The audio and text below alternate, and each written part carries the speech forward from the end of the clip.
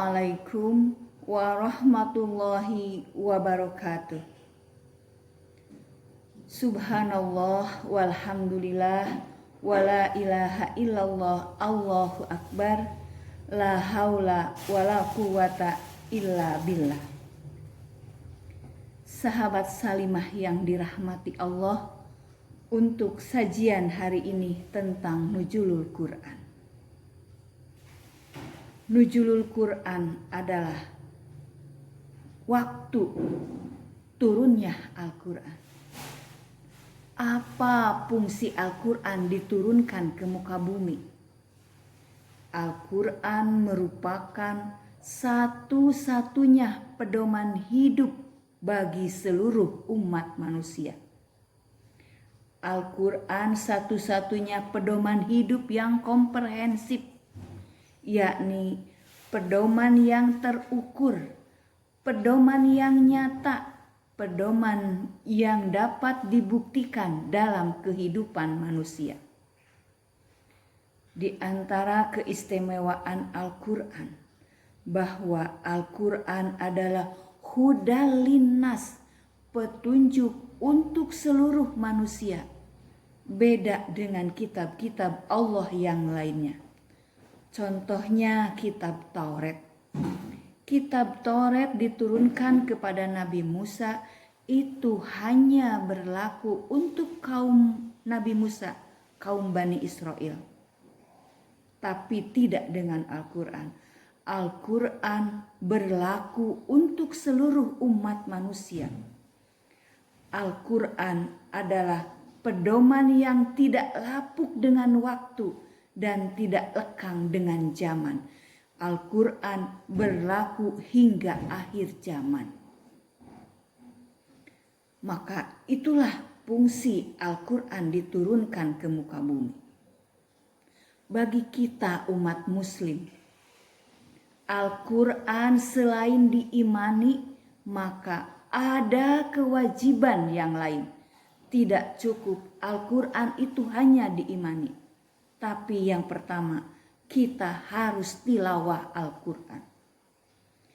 Karena Allah telah menjanjikan, ini adalah awal untuk berbuat kebaikan. Ketika seseorang membaca tilawah Al-Quran, maka Allah akan menurunkan kebaikan. Dan pahala kebaikannya Allah tidak menghitung dari sekian surat, dari sekian ayat, tapi Allah memberikan pahala bagi yang membaca Al-Quran. Dari satu huruf Al-Quran itu akan diberikan 10 kebaikan. Iqra'ul Quran fa innahu ya'ti yaumal qiyamah syafi'an li ashabiha.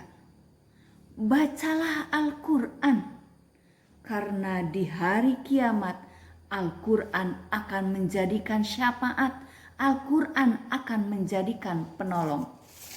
Beda ketika kita membaca buku, membaca yang lain, itu tidak akan menjadikan syafaat. Tapi disinilah Al-Quran akan menjadikan syafaat bila kita baca.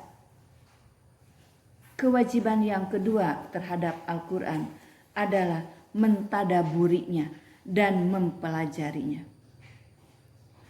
Ilmu yang paling lengkap, ilmu yang paling utama terdapat dalam Al-Quran. Silahkan kaji, silahkan pelajari, karena ilmu yang sangat lengkap terdapat dalam Al-Quran. Yang selanjutnya adalah mempelajarinya.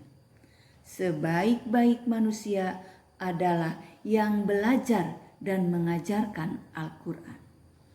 Dan kewajiban yang lainnya, yang terakhir adalah mengamalkan Al-Quran.